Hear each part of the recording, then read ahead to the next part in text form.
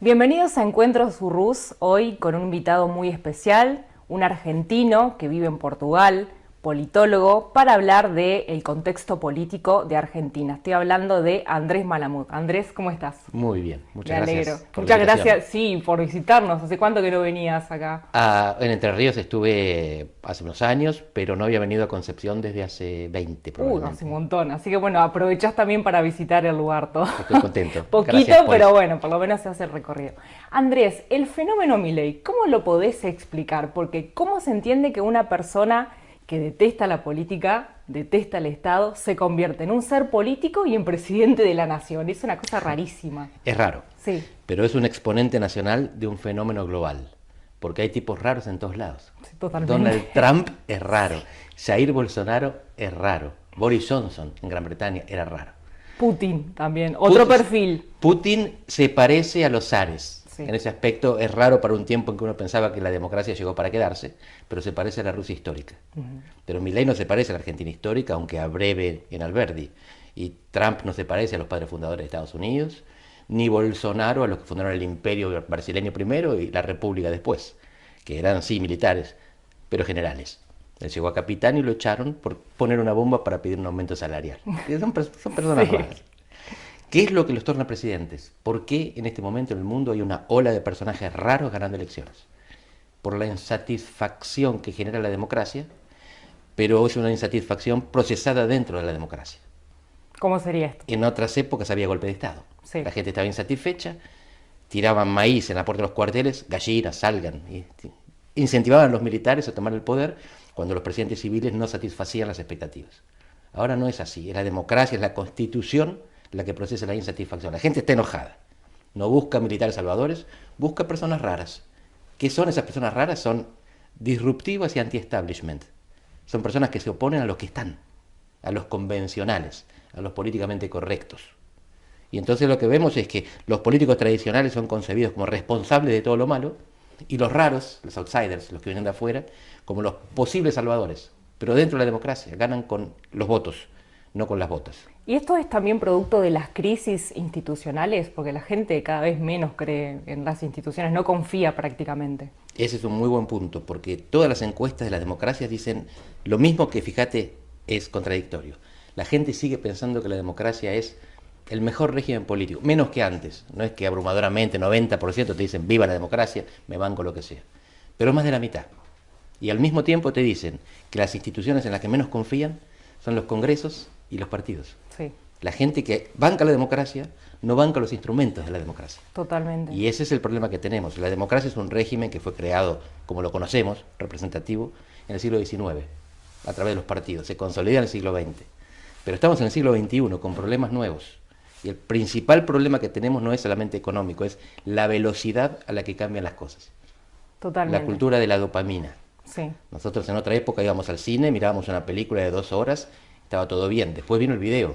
Parábamos para ir al baño, para hacernos un aperitivo. Y ahora miramos reels de 1 minuto. sí. Y necesitamos rápidamente que nos incentiven otra vez porque nos cuesta leer un libro. Quizás a los viejos no.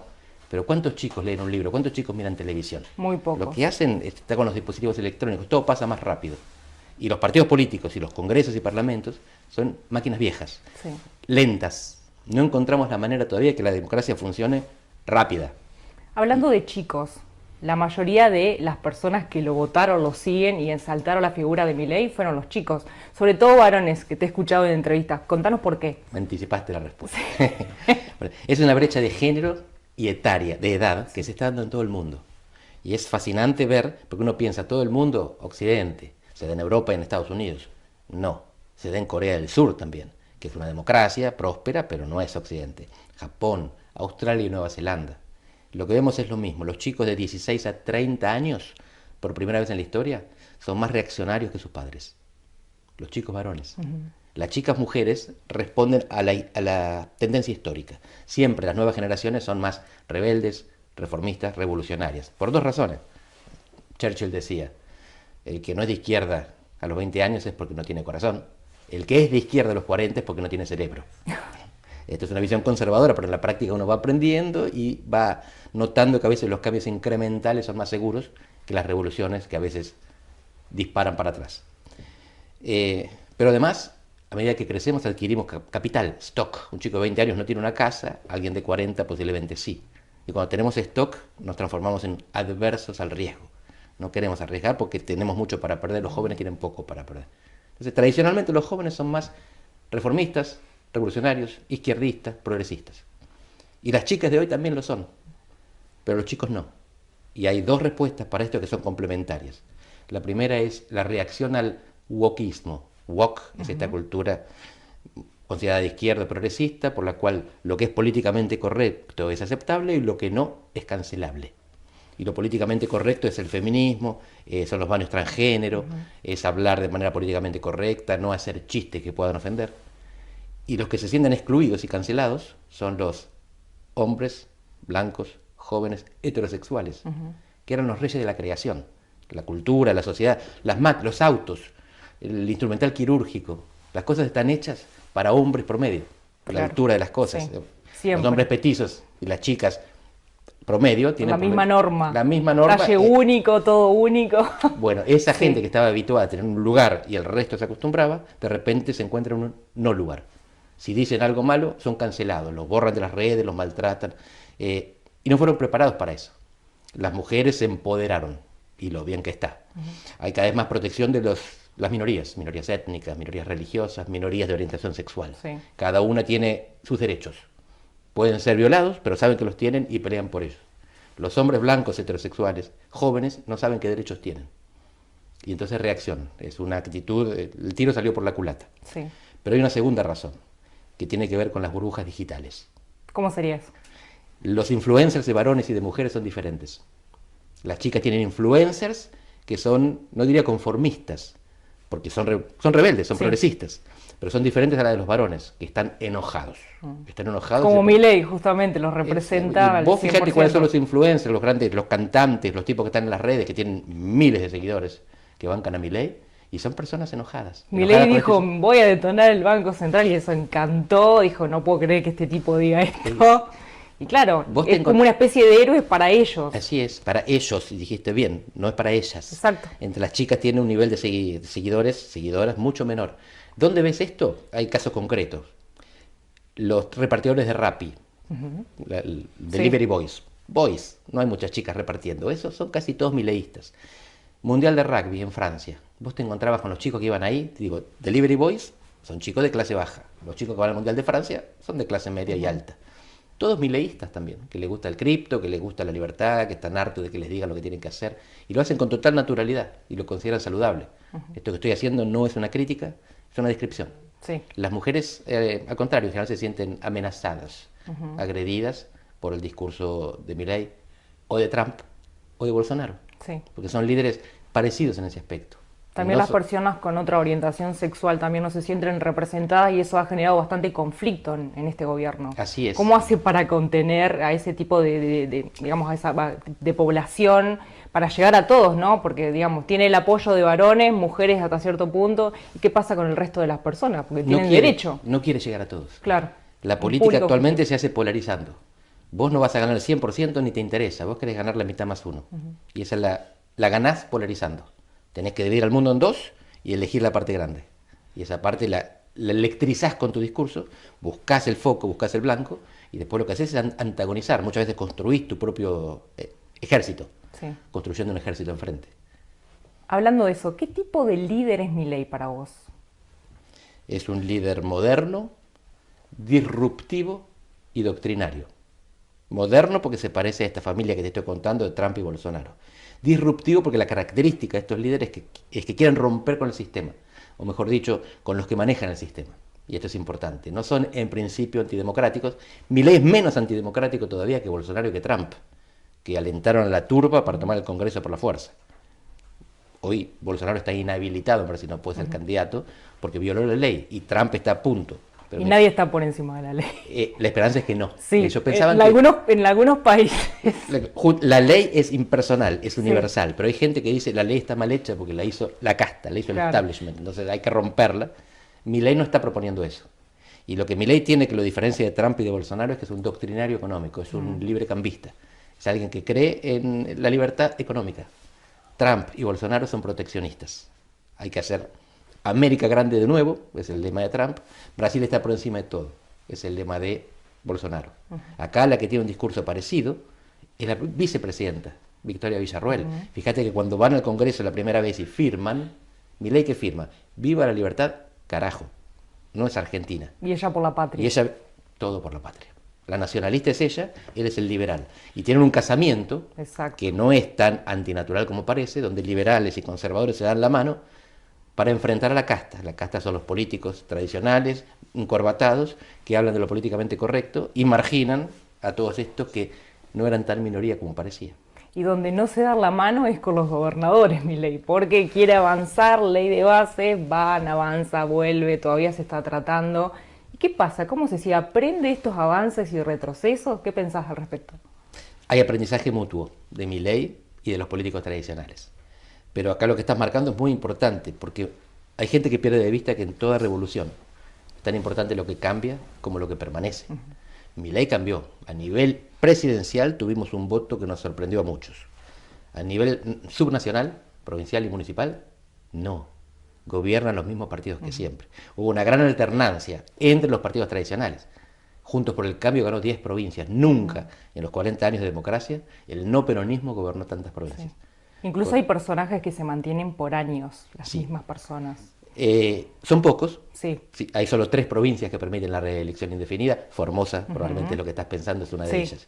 Pero hay 2 provincias, Santa Fe y Mendoza, que no permiten reelección consecutiva, y todas las demás le ponen un límite, a la primera o a la segunda. Y eso lo que genera es alguna rotación entre individuos y entre partidos. Pero dentro de los partidos tradicionales. No hay ningún gobernador mileísta, o por lo menos no lo había. Parece que están adquiriendo alguno a través de prácticas tradicionales. Toma y daca. Tucumán, el caso de Jaldo, Jalil, el de Catamarca sería el segundo. Y esto tampoco es una crítica. Los gobernadores defienden sus provincias. El presidente defiende el interés global del país. Si consideran que hay un terreno en el medio donde se pueden encontrar y beneficiar al país y a la provincia, está bien que pacten.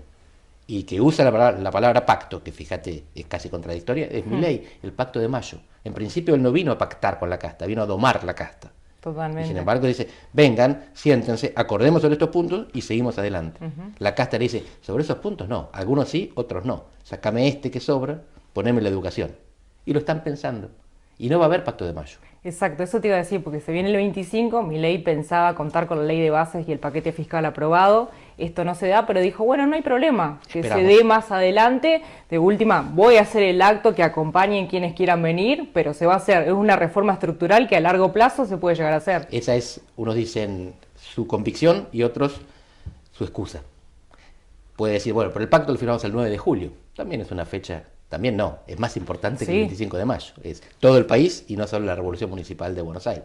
Y si no llega, va a decir, en agosto armamos alguna fecha encontraremos. Pero en el fondo el pacto no importaba, importan las leyes. Los países no se gobiernan con pactos. Los pactos lo que hacen es ponerte de acuerdo para después sancionar leyes. Si no tiene mayoría en el Congreso está complicado. Y no la tiene, pero la está negociando. Y eso es lo importante. Yo soy un politólogo.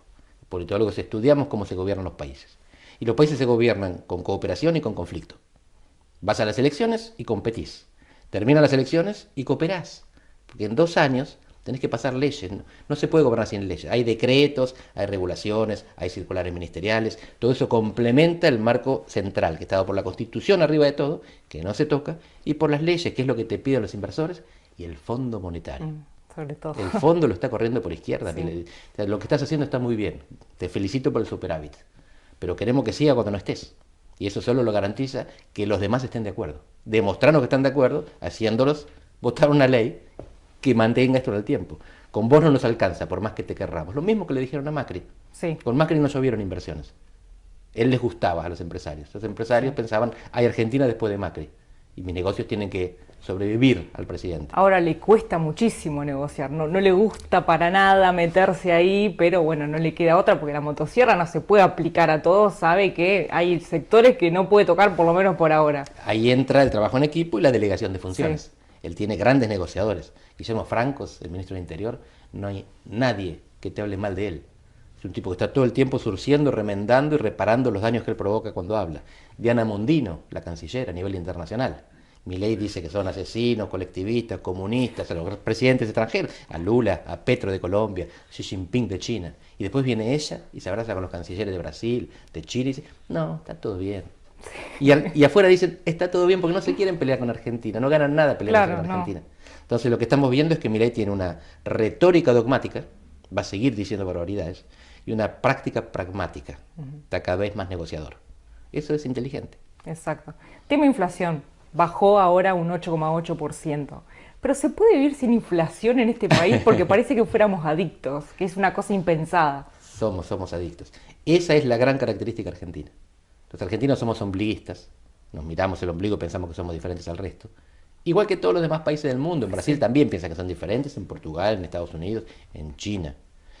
Y nosotros somos muy parecidos al resto del mundo, salvo en eso, la inflación. El resto del mundo no tiene inflación. Sí, y es un mínima. problema, claro, 2%. Sí. El target es 2% anual. Subió durante la pandemia, llegaron al 10%, se volvieron locos, se desesperaron, hicieron unos enjuagues ahí monetarios y ahora está volviendo a lo normal. En Argentina, el día que tengamos 2% mensual, vamos a hacer una fiesta mensual. Sí. Eso es anual. ¿Cómo resolvemos eso? Ojalá tuviéramos la respuesta. En principio, el problema argentino es que no tenemos moneda.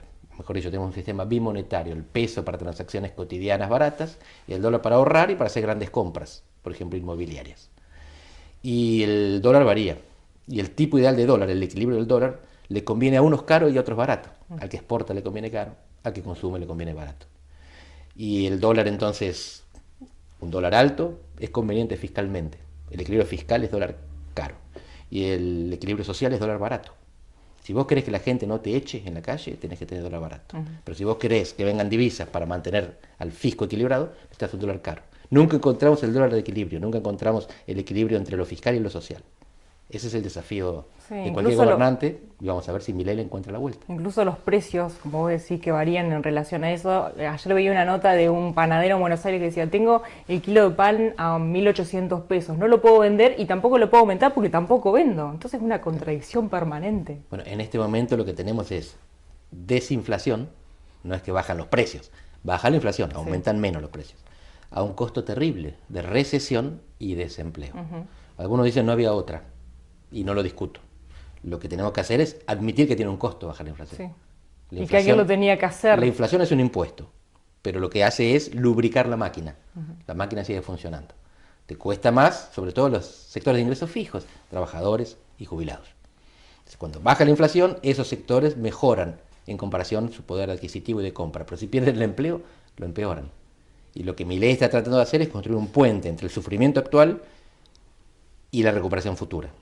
Ese puente dura mucho más tiempo del que muchos piensan. No dura un semestre, no le duró a Macri, no le duró a ninguna crisis argentina del siglo XXI. Todas las crisis del siglo XXI, la recuperación se nota el segundo año, no el segundo semestre.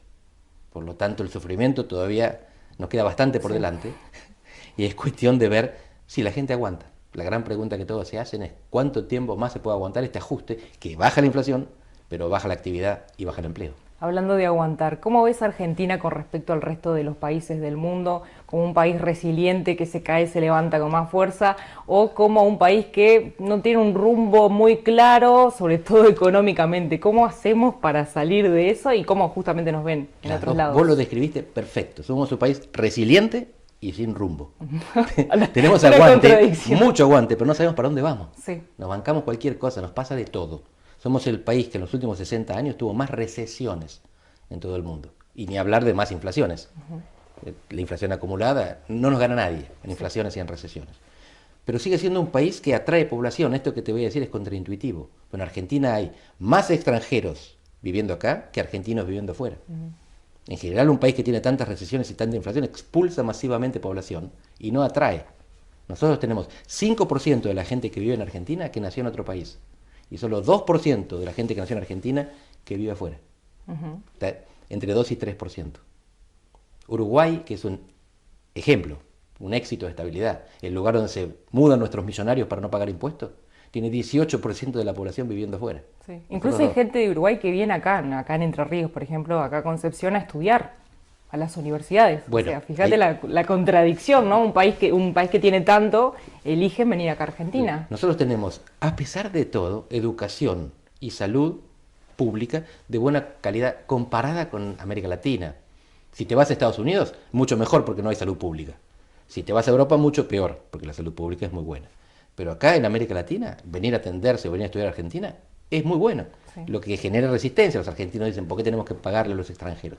Incluso hay extranjeros que no pueden creer cómo puede ser que tengamos la salud pública, por ejemplo, educación pública, que en ellos, digamos, en sus países no pasa, No. todo tienen que pagar. Incluso padres, no sé, en Estados Unidos tienen que juntar plata desde muy temprano para que los hijos puedan tener esa educación. En Estados Unidos, si tenés que mandar a un chico a la universidad o tenés un accidente y tenés que atenderte, te fundís. Sí. Por eso hay seguros, viven con seguros. Sí. ¿No?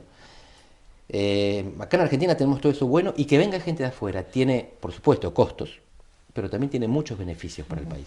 Las grandes universidades americanas te cobran carísimo la licenciatura, pero te becan el doctorado para que vengan los talentos de todo el mundo a estudiar en Estados Unidos. Retenerlos. Para que adquieran su cultura y si se vuelven a sus países, que lleven lo que aprendieron, que sean aliados del país en el exterior.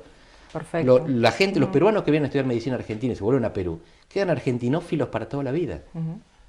Y digo Perú en particular porque fue el país que estuvo siempre más cerca de Argentina en la guerra de Malvinas y porque tienen a San Martín como su liberador, igual que nosotros. El prócer nacional de Perú es San Martín. Bueno, y el mantenimiento, que ellos vengan y tengan educación gratis o salud gratis, por supuesto cuando vienen compran comida, pagan impuestos. No se llevan solamente un beneficio, también dejan.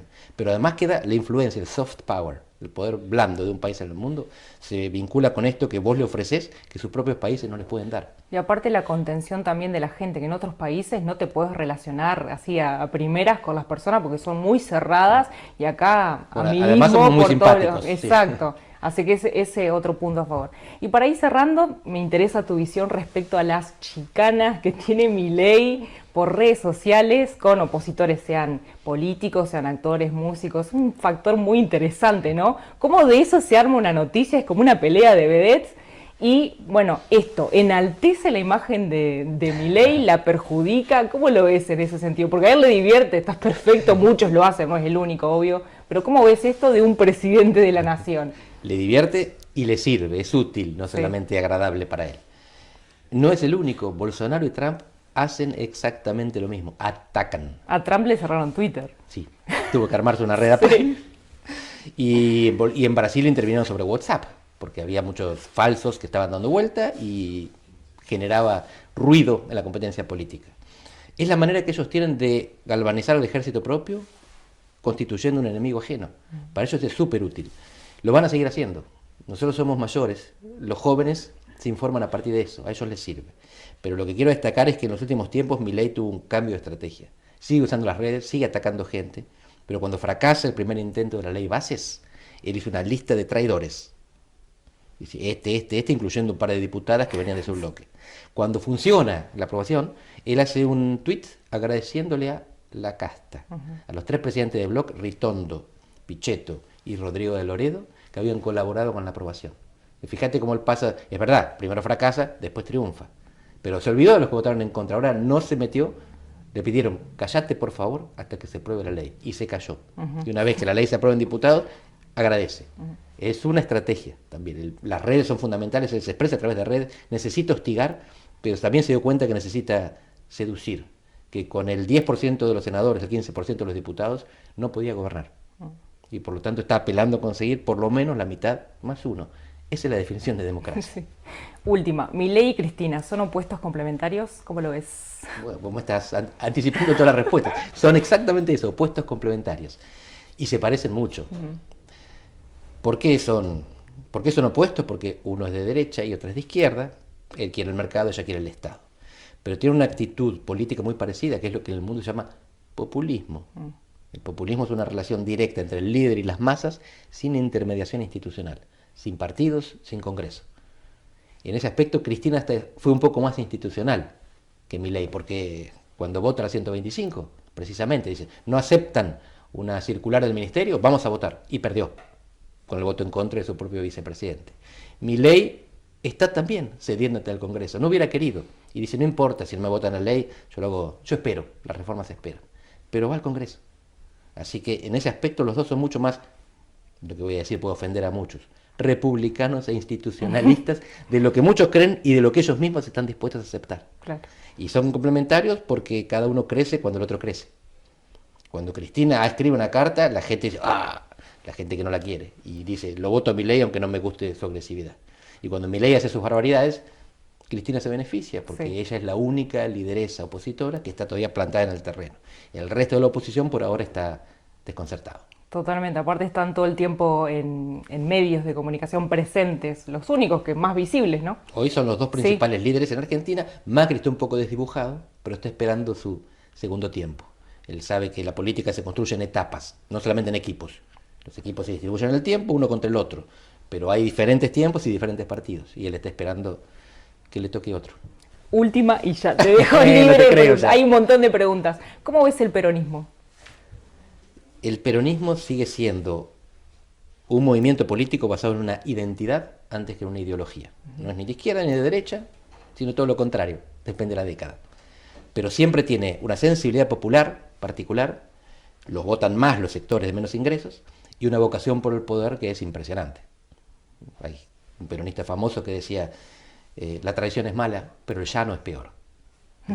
El peronismo es ganar, dicen algunos. Y la gran pregunta es si Milei no se estará tornando un presidente peronista. ¿Por qué? Porque el ajuste se aplica a la clase media, sobre todo.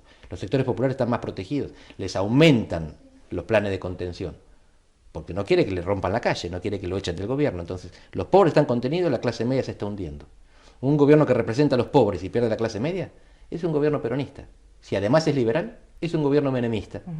¿Qué más querría él? Que Y es su sí. principal ídolo del Y que siglo XX. el líder, el ídolo, perdón, le dijo que él iba a ser presidente, lo dijo ahora hace poquito, Así la es. inauguración del busto de Menem. Y las patillas tienen su razón de ser. Bueno, Andrés, muchísimas gracias por habernos acompañado y nosotros nos encontramos próximamente en otro encuentro Burrús. Gracias.